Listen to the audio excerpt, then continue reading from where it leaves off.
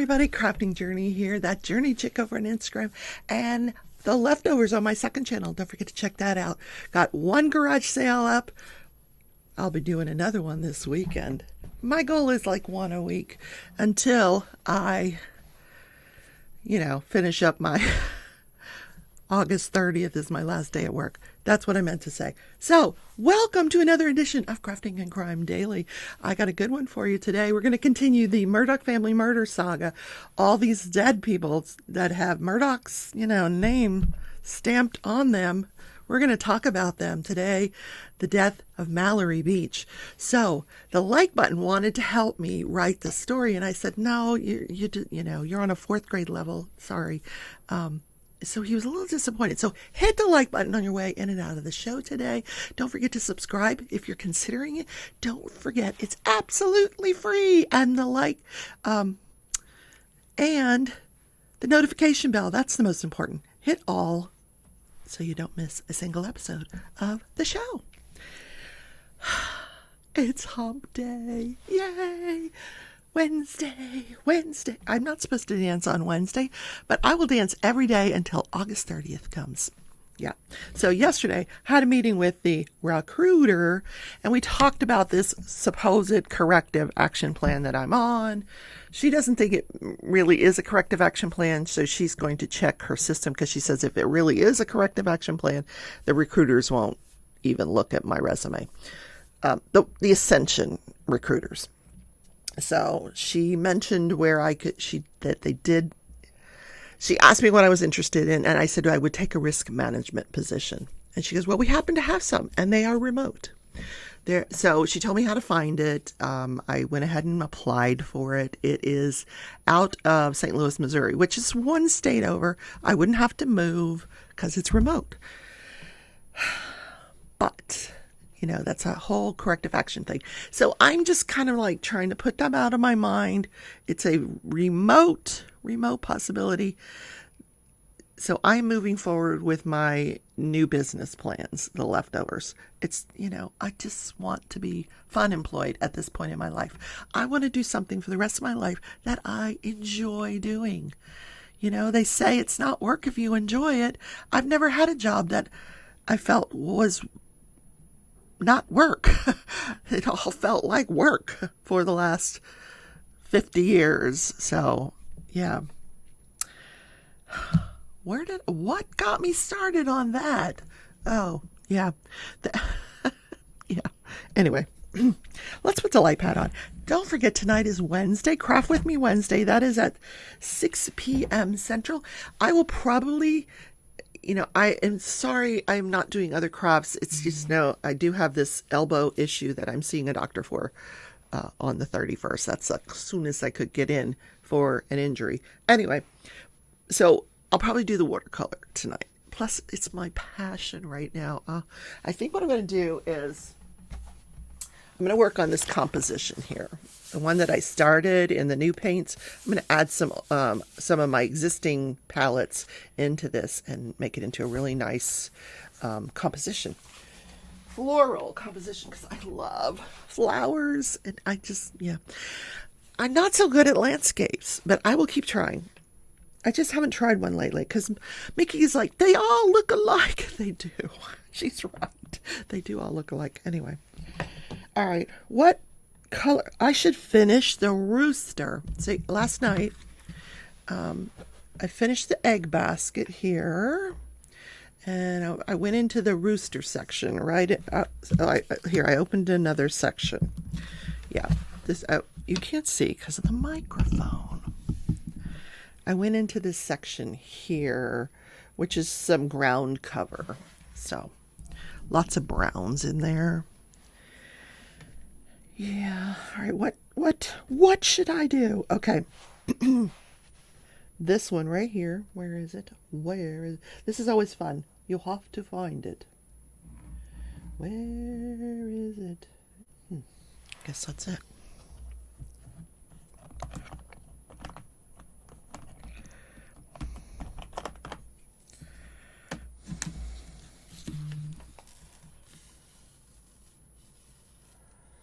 So today is National S'mores Day. That's, if you don't know what a s'mores is, let me explain. Graham crackers,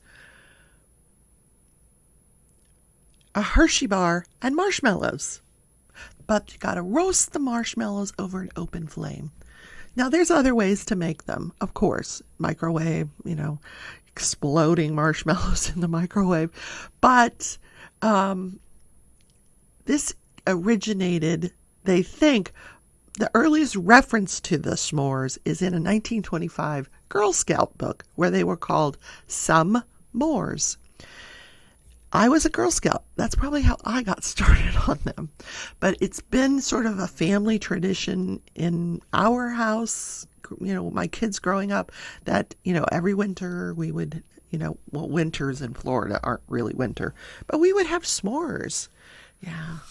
Yum. And my son, now that he's grown and he's got kids, he has passed that tradition down. And if they go out, looking at Christmas lights or whatever, they'll end up somewhere where they can roast some s'mores. A lot of the places will now even sell them. Like when you go to, last year when we went to look at the Christmas lights, there was actually a place where you could buy s'mores. Yeah. Yum. Or they would sell you the ingredients, and then you could go put your marshmallow on a stick and go to the fire and roast them yourself. Oh, yum.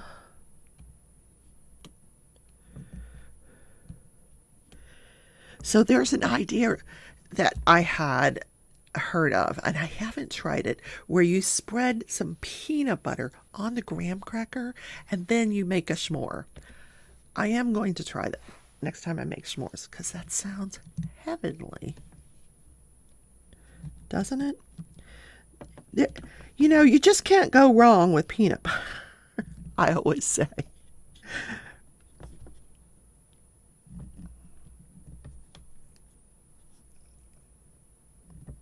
So let's talk about crafting and crime daily. There are no live trials going on that are being covered right now. I'm sure there are trials going on somewhere in this country, but none of them are on YouTube right now for me to watch. So what have I been watching? I've been watching this garage sale lady that I found, and she's called a Homeschool Picker, and she gives the best tips. She tells you what kind of brands to be on the lookout for, she goes through her inventory. She shows you how she organizes it. She tells you like how long something took to sell and whether she had to reduce the price. And the thing I didn't understand was the shipping. So I have to look into how you do the shipping, and then I'll be golden, right? So I was watching her instead of trials yesterday, but I was also preparing the Murdaugh family murder saga. So let me give you a little bit of background on the Murdaugh family. Just in case you missed part one. If you missed part one, you can go back and listen, but you don't have to know what happened in part one to enjoy part two. So part two is the death of Mallory Beach. Now, this is connected to the Murdaugh family, and I will explain that in a minute. But the Murdaugh family is a very, very well-known, prominent, well-off family that lives in South Carolina. Past tense. Past tense. Yes. They had homes all over, up and down the coast of South Carolina.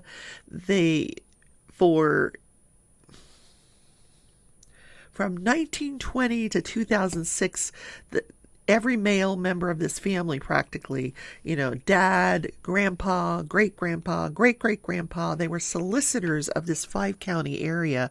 And what a solicitor is what we might think of as a district attorney.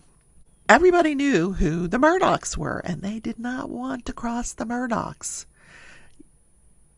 Yeah. But a lot of bad things were happening with the Murdaughs. Alec Murdaugh, his wife, Maggie, and sons Paul and Buster are really the ones that we're going to focus on for these different deaths. Now, the first episode, part 1, deals with the death of Stephen Smith. Part 2, which you're going to hear today, is the death of Mallory Beach. Paul Murdaugh, the youngest in the Murdaugh family, at the time he was 20 years old, was with 5 other young people, college-age people, anywhere from 18 to 20 years old. So there were 6 kids. They decided they were going to go to an oyster roast. I've never been to an oyster roast. Have you? I don't even like oysters. I hope they had something else to eat there. Anyway, I digress. But they were going to this oyster roast. So, and then they planned to spend the night at the Murdaugh family island. Yes, it was called Murdaugh Island, and there was a summer home there that they lovingly referred to as the Murdaugh River Home.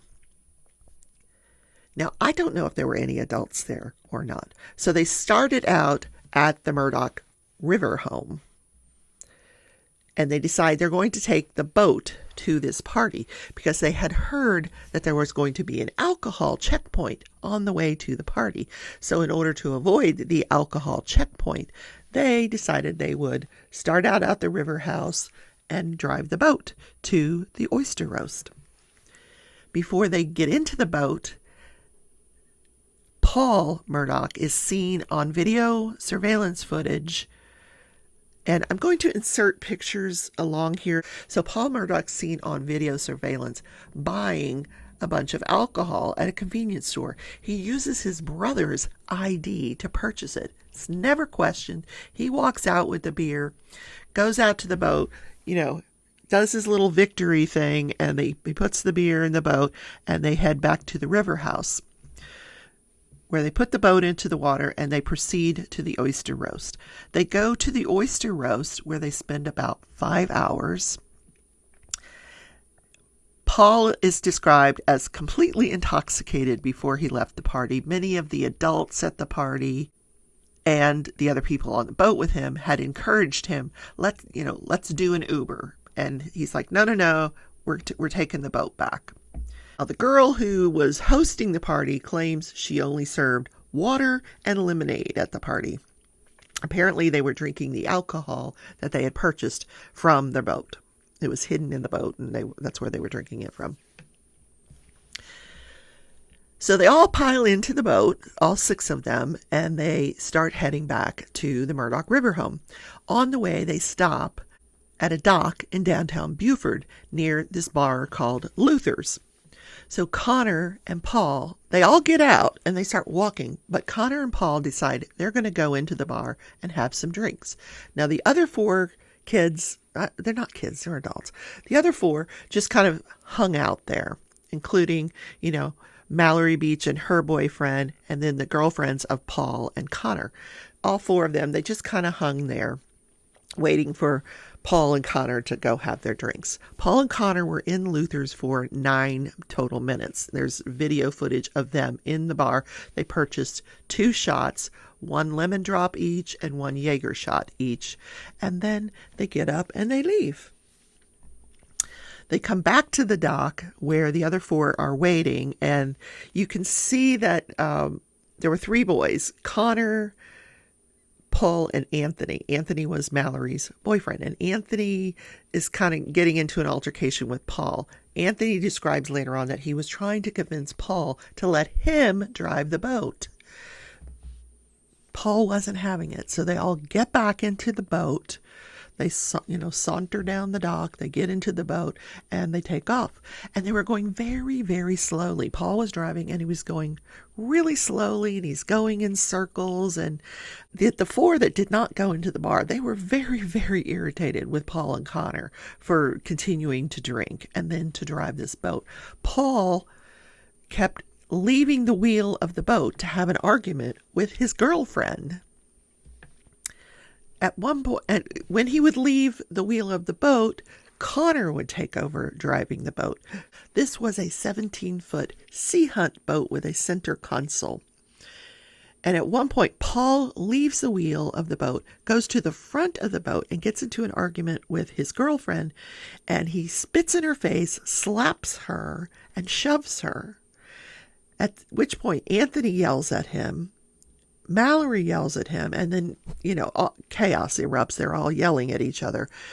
So Paul comes back, takes the wheel of the boat, and accelerates. Now, by this point, they're in an area called Archer's Creek, which is this twisty, I saw an overhead map of this area. It's kind of a twisty, windy sort of waterway near Paris Island. So they're all, yelling at him. He's telling them, I know what I'm doing. I grew up here. I know this waterway like the back of my hand. Don't worry about it. And he's accelerating the boat and going faster and faster. At which point, Anthony lies down at the bottom of the boat, pulls Mallory on top of him, and then closes his eyes. He says, we were so scared. The boat was going so fast. The boat was clocked through surveillance afterwards as going about 29 miles an hour when it approached Archer's Creek Bridge and hit a piling. When it hit the piling, Anthony, Paul, and Mallory were ejected from the boat. Connor suffered a broken jaw. Paul's girlfriend was injured, and the third girlfriend, she was okay, as was Anthony. So they get out. Paul swims to shore, and by this time he's in his underwear. At some point during all of these altercations, he starts taking his clothes off. So at the point where the boat crashes, Paul is in his underwear in 59-degree weather. So Paul had been ejected from the boat. He crawls out of the water. Anthony is looking for his girlfriend, cannot find her in the water, Mallory. Paul's girlfriend stays in the boat because she's injured and she's bleeding. Paul goes back to the boat to stay with her until the police arrive. Connor is up on shore with his girlfriend, and he is calling 911. This is the guy with the broken jaw. Meanwhile, Anthony's in the water looking for Mallory, and they're like, the whole thing is just chaotic. You can hear it on the 911 recorded call when Connor calls, and he says that we crashed into the Archer, we had a boat crash. And she's like, where are you at? And he says, we're at the Archer Creek Bridge. And this dispatcher was like asking him the craziest questions, like, Arthur Street? Where are you on Arthur Street? He's like, no, Arthur's Creek. And she just could not figure out where he was. And he didn't really know where he was, except that it was a bridge on Arthur's Creek. He's like, I think it's the only bridge on Arthur's Creek. So we know now that dispatcher later quit her job. She was not really good at it. She sent the EMS people to the wrong location. It took 30 minutes for anybody to get to this crash site to help them out. When they do get to the crash site, now we get to see body cam footage from the officers. One officer stayed with Anthony because Anthony was distraught. He's like, where's Mallory? Are they looking for Mallory? Like, nobody could find Mallory. There was a very heavy current that day, and they suspect it may have been pulling her. So they were searching the shoreline where they thought the current might have taken her. He's like, are they looking in the water? So he was distraught. So this nice police officer, he takes him and he calms him down, and he gives him his cell phone and he lets him call his mother. He tells his mother how she can get to where her son is, and he gives the kid a cigarette to help calm him down. And he's just beside himself, distraught. And while he's talking to this officer, the officer's like, who was driving the boat? And he says, when I close my eyes, because the boat was going so fast, Paul was driving. And he was very clear about this. Paul was driving the boat. Now, when the official report comes out about the boat crash, it says there was confusion about who was driving the boat. They didn't know if it was Connor. They didn't know if it was Paul. Now, Paul was clearly intoxicated on the scene. He's pacing up and down in his underwear. The police get there, and he's kind of getting into altercations with EMS and the police. And at one point, he walks by Anthony, and Anthony's like, "Get him away from me." And they're like, no, calm down. We've got him under control. So you see Paul off with another officer trying to talk to him. Meanwhile, Paul, you see on a body cam footage, asks girlfriend who's injured on the boat, "Can I use your cell phone?" And I don't know what she said, but the officer says, "Use your own cell phone. It's back there in the grass. I'll go get it." When he goes to get the cell phone, another officer says, "Oh, I already picked it up." That cell phone disappeared. No one ever found that cell phone. I don't know what the officer did with the cell phone.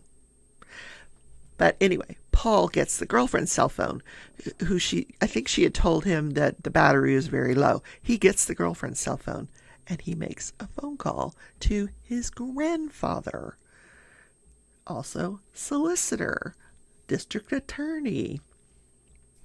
Yeah.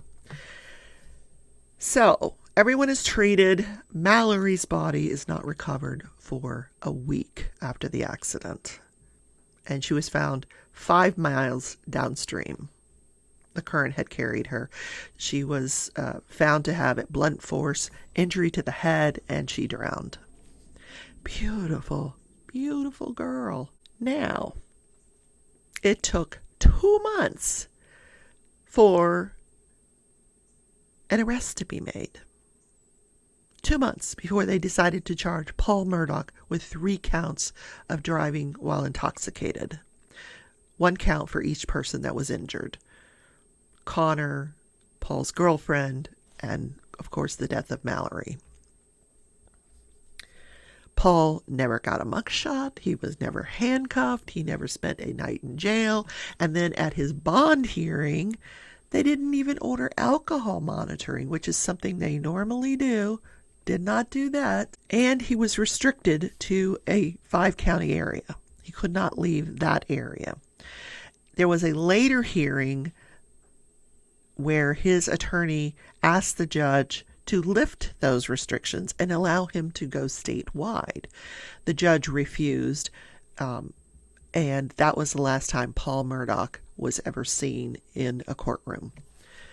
Because as we know, and you'll learn in the next episode, or there's more deaths before we get to the episode, but Paul Murdaugh and his mother are killed 1 year later, just days before his next hearing on this boat crash. He's murdered. Yeah, can you believe it? And one thing I forgot to mention was that the Murdaugh family was being investigated for obstruction of justice that occurred on the night of the boat crash. In other words, they arrived at that scene and they interfered. The officer that took care and was so sweet to Anthony is the only officer that put in his report that Paul was driving the boat. The only officer. It wasn't contradicted by anyone else, but he's the only one to have it in his report. And he is fired from the police department for something drug related, but he's never charged with anything drug related. That's the Murdaugh family saga. It will continue tomorrow. Tomorrow we're going to talk about the death of the Murdaugh housekeeper. Yeah. So what happened this day in history? I think I'm done with this color. I don't even remember what color it is anymore. What was it? Yeah, I'm done with that color. So this day in history, in 1978, the year I graduated from high school, 3 girls, they're traveling in their Ford Pinto, and they are rear-ended. Now, rear-end accidents, usually, they're no big deal, but they're in a Ford Pinto.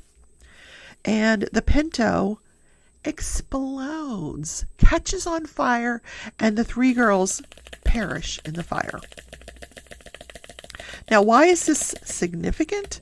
Because prior to this, there had been a rear end accident where the woman was driving her Pinto. She had a passenger. She was rear ended. I'm sorry, I'm making this loud noise trying to get these in the container.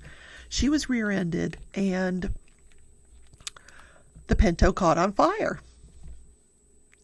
And her passenger had 90% of his body burned, but survived. So they sued Ford. And what was discovered is that Ford was trying to bring in their small car, like a European style small car that would be efficient. So they make this Pinto, but what they did, there was a design flaw and that they knew about, that where the gas tank was in the wrong location. And if you got rear-ended, it would make the gas tank explode and the whole thing would catch on fire. And they knew this, but it was too expensive to correct the design by the time they found out. So the woman whose passenger had 90% of his body burned sued Ford and won $168 million judgment against Ford. Ford had to recall every Pinto. Now, as for the three girls that died in the fiery crash in 1978, after the recall, they hadn't heard of the recall. Yeah, their family would not get notified of the recall until 1979. So sad. Gosh, remember the Ford Pinto? I'll see if I can find a picture. Yeah. Well, I don't think I need to get another diamond out. I think that is the show for today. Guys, have a great Wednesday. I hope to see you tonight in Craft With Me Wednesday. That will be at 6 p.m. Central, 7 Eastern. And I'm